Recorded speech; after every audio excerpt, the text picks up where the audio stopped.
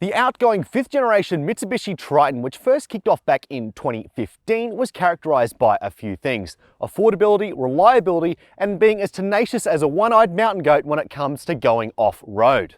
So in some ways, the new generation Triton has some big shoes to fill, but in others, this is really a welcome replacement for what was starting to be a bit of a tired vehicle. From things such as capability all the way to just livability, this was a Triton in need of an update. And some of you might remember that back in 2022, the old Triton ranked dead last in our dual cab mega test. But the good news is things are certainly looking up for this new model. From its new 3.5-ton towing capacity, its bigger and better interior, all the way through to its Australian-developed steering and suspension tune, not to mention that twin-turbo 2.4-litre engine, certainly some promising signs for this model. Now, right now, Mitsubishi is rolling out the most popular dual-cab variants of the Triton. We're going to see some club cabs, we're going to see some cab chassis and manual variants added to the range later on in 2024. Prices kick off at just over 43 grand for a 4x2 GLX. You're going to be paying just under 51 if you want a 4x4 version, however, and the flagship that stands beside me costs just under 64 grand before on-road costs. So while it's not as expensive as your Ford Rangers and your Toyota Hiluxes, it's certainly not the bargain buy that it used to be. However, even before this new generation Triton arrived with its updated specification and updated price, it was starting to lose its identity as the best value cheap ute you could get in Australia, thanks to new rivals like the GWM Ute Cannon and also the LDV T60. These utes are pretty darn cheap. However, Mitsubishi says that the new Triton has elevated itself to such a degree that they would be embarrassed if it was compared with these Chinese ute rivals. So it's going to be really interesting to see how this plays out in our review today. But before we get started, please don't forget to like and subscribe and comment down below if you want to see more content like this. Chasing cars, honest reviews of your next car. Brought to you by Budget Direct. Now, if you're ever looking for a sign that a vehicle is perhaps not quite as new as a manufacturer says it is, it's best to look at the wheelbase. Now, this one has a significantly longer one than the last generation. 3,130 mil in total, 130 mil extra than the previous generation. It's also grown quite a bit in width, so it's about 50 mil wider, similar to the size expansion with the Ranger.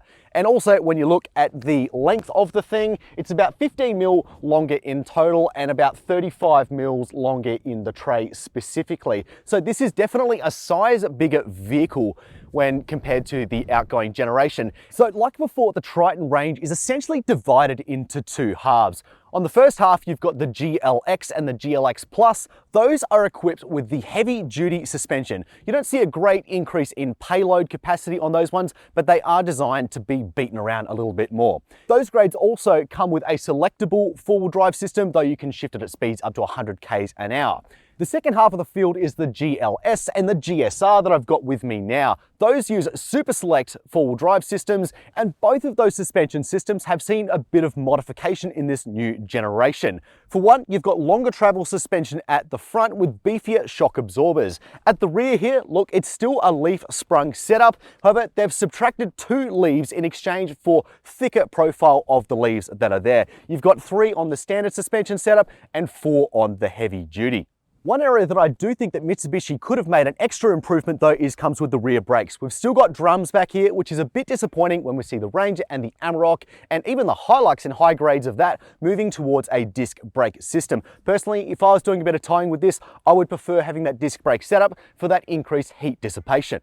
Something else that might be a little bit controversial about the new Triton is the fact that it runs an AdBlue system. And this is something that we've seen in the Ranger already, but it's standard across the Triton range. They've been very clever about this when they've set it up. It's got a 17-litre tank, and that's specifically done so that you won't have to refill that tank yourself. That will last within the 15,000 kilometre service intervals. So hopefully you shouldn't have to worry about that. And look, I know some people are going to be a little bit upset about the fact that they're using AdBlue.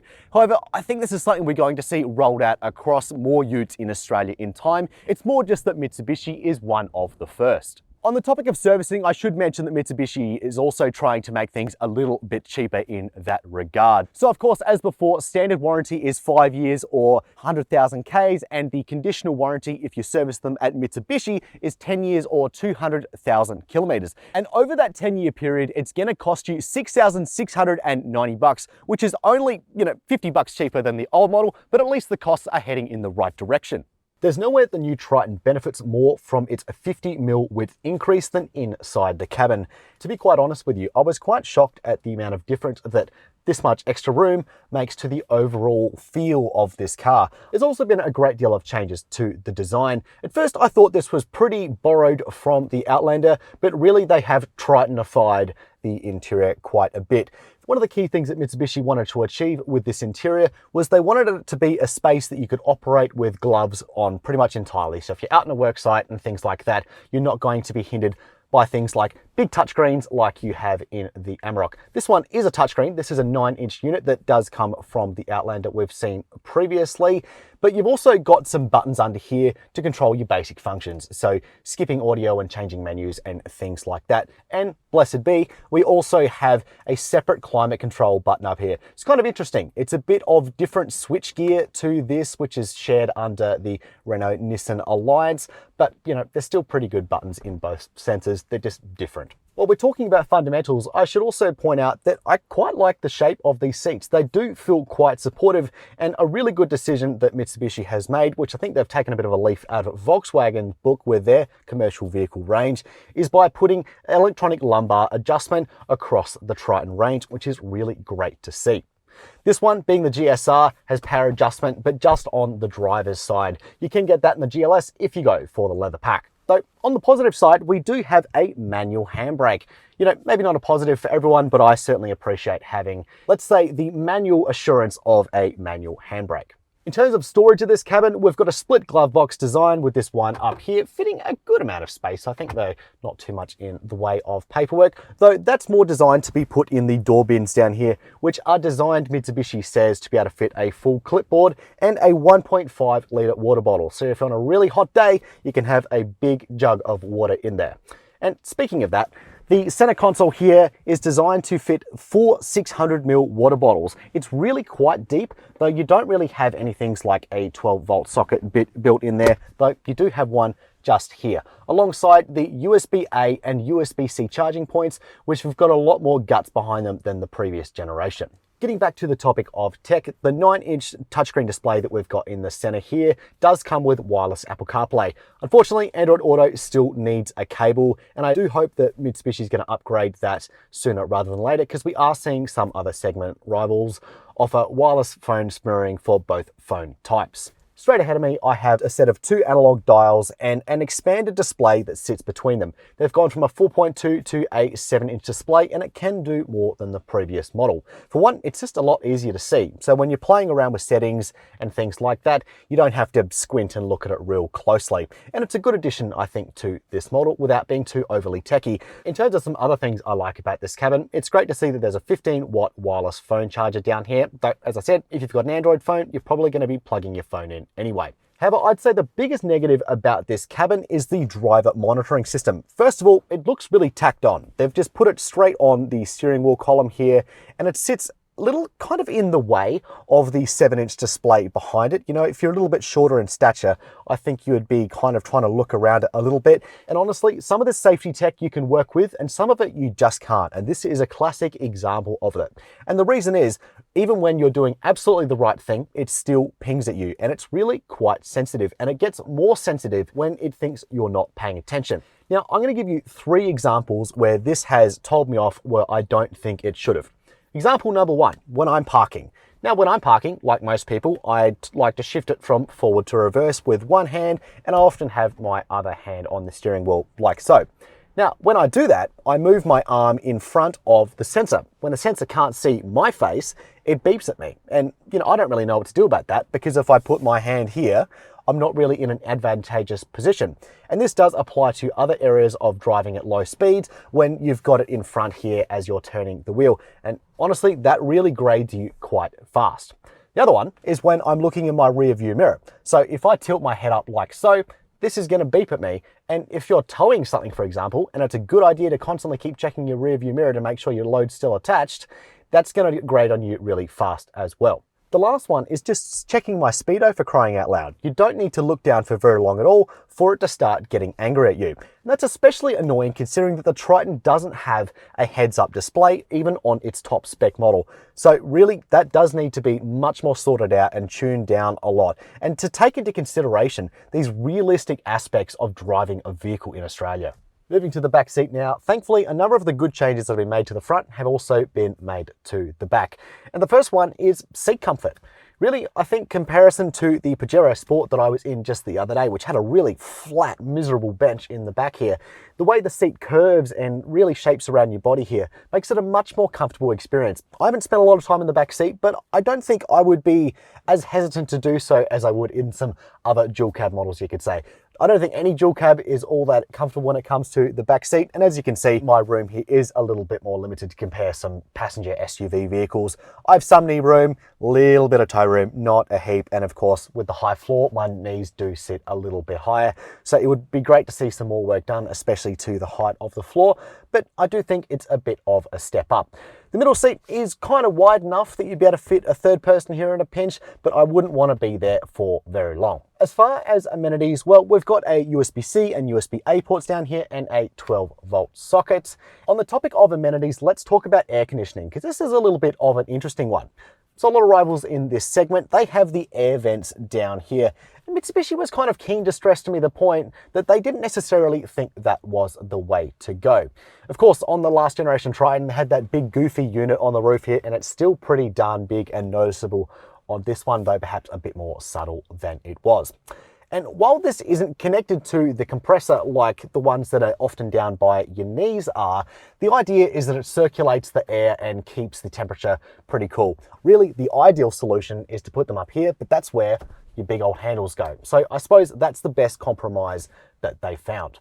And we've got this slightly difficult to pull out armrest that folds down like so. And it's a big chunky thing, so it actually sits on the seat, so it's got a good amount of support and doesn't wobble about. Got some cup holders here, of course. Lastly, I'll say that there are some vehicles in this segment which are a little bit more practical when it comes to how you can use the back seats.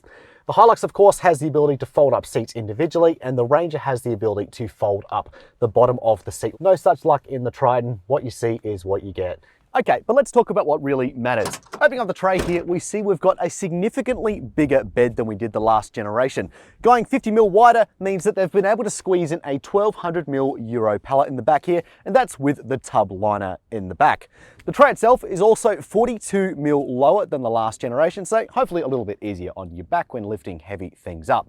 The other thing that Mitsubishi is really proud about with this new generation of the Triton is the fact that the weight capacities have really kicked up a gear. All of these dual cab auto versions, they're easy one-tonners when it comes to payload, so that's pretty good. And also when we look at GCM, it starts to get very impressive. So this one's got a GCM of 6,250 kilos for the GSR and some of the other grades apart from the 4x2 in this dual cab auto guise.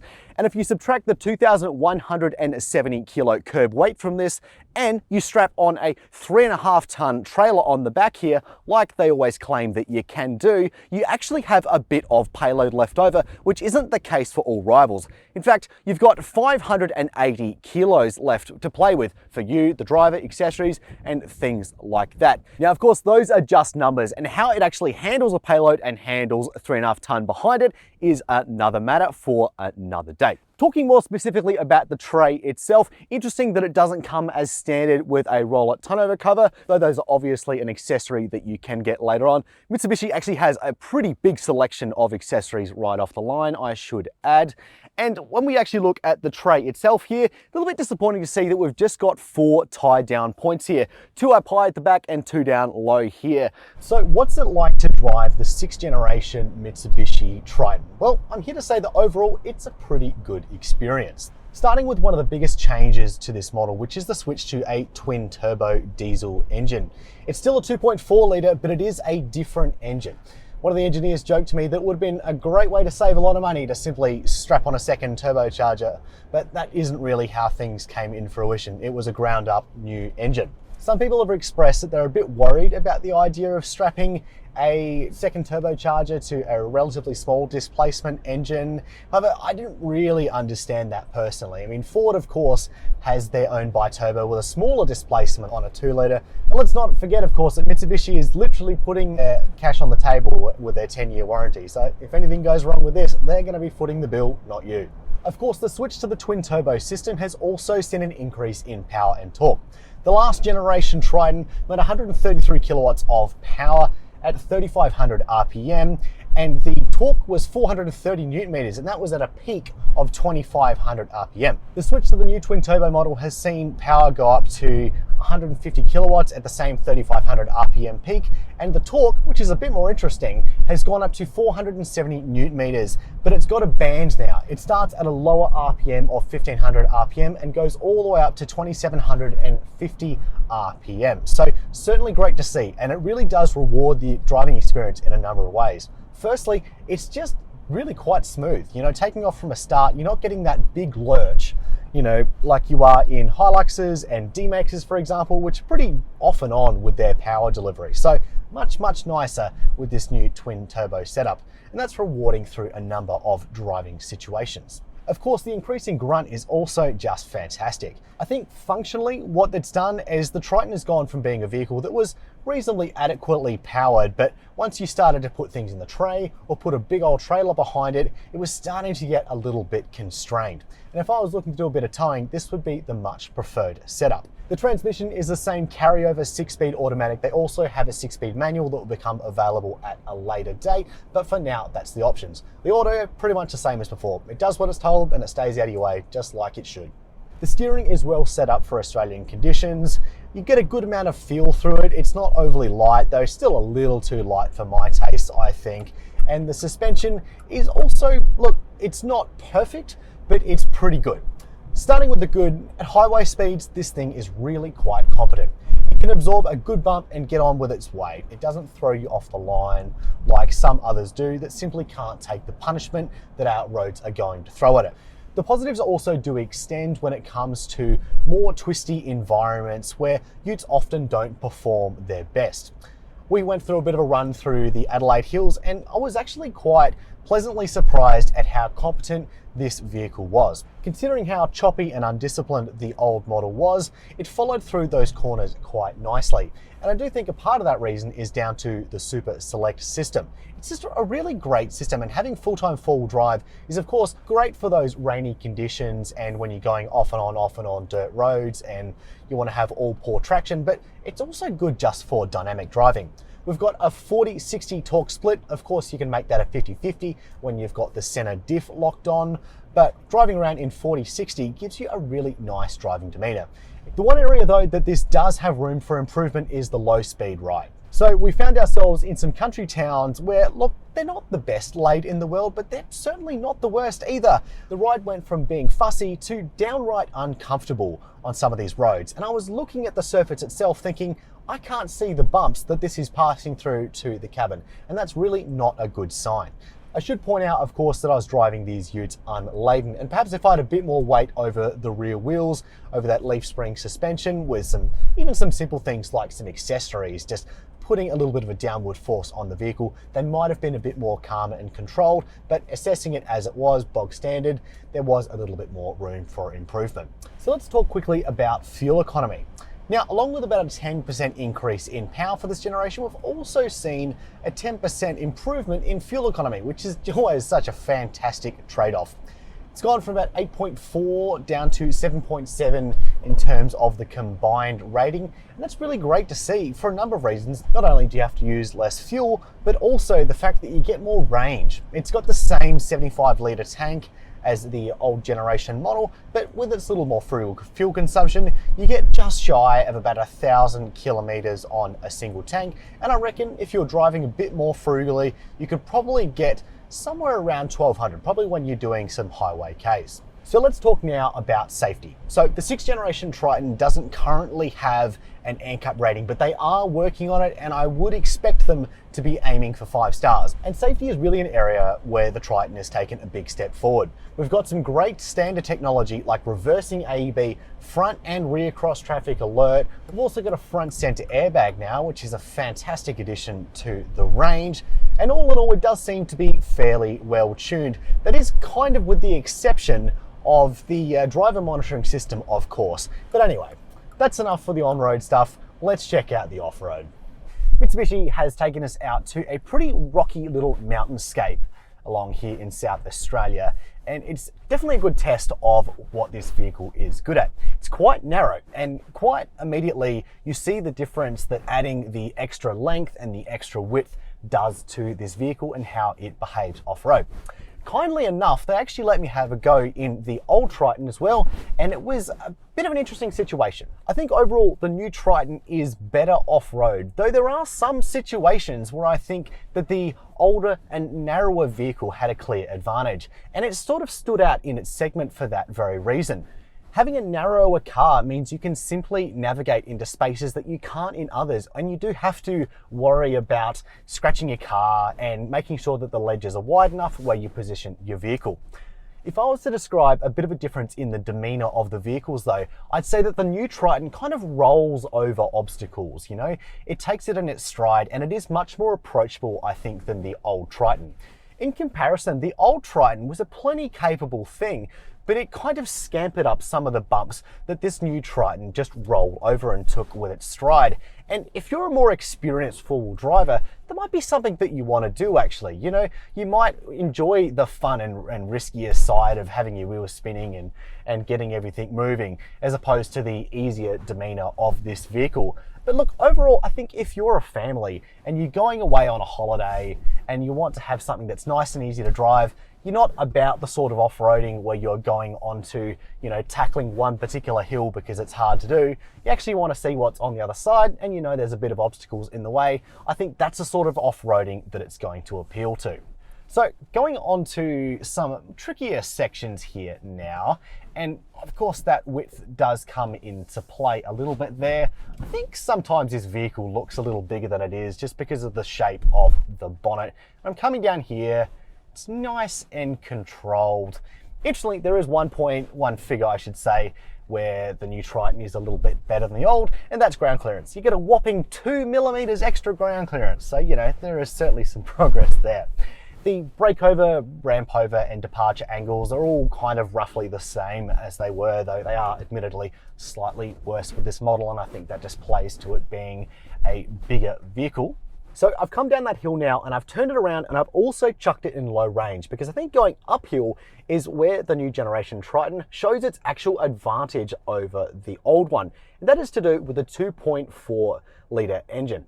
Now with the extra twin turbos, the flatter and lower torque peak on this one, it's simply a bit more easy to control when it comes to some of these loose rocks. We've also got a few more drive modes on this one. I'm just going to chuck this into rock mode, you know, seems appropriate for the area, and watch how it operates up here. It's nice that you don't have to lean that deep into the accelerator pedal to actually get it to do what you want.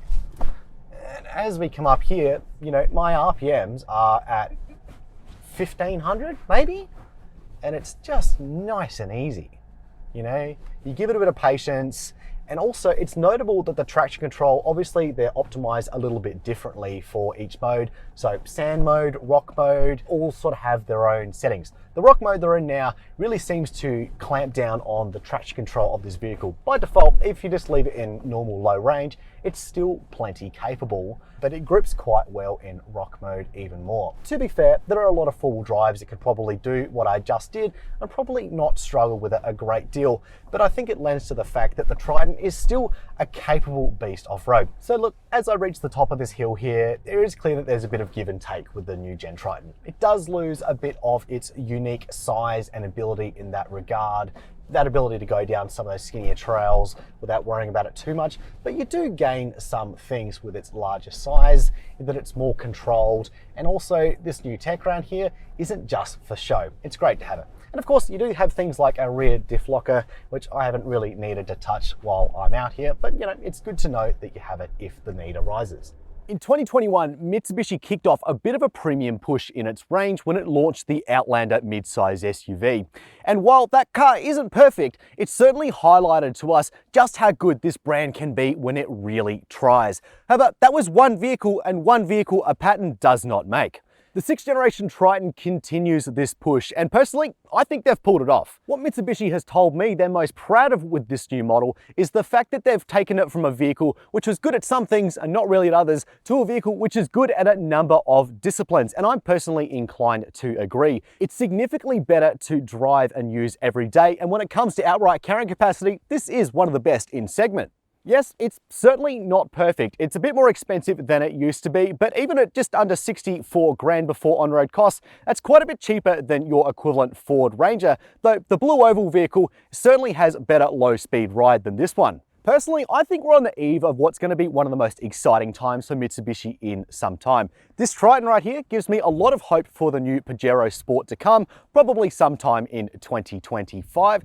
Plus, we're looking at seeing a new small SUV in the future, hopefully, and maybe even a new Delica four-wheel drive in Australia. I'm really keen for that one in particular. But also, if the rumors are true, there's a new Pajero on the way, and I'd be very excited to see that one come to fruition. But for now, the new Triton, I think, is a good addition to Mitsubishi's Australian range. So that's been my take on the new Triton today. Do you agree with what I've said? And is there anything you think we've missed? And what do you think about this new Triton? Are you excited to see it on the roads? And would you pick it over some of the segment leaders in this class? Let me know in the comments section down below. Don't forget to subscribe and like this video if you want to see more content like this.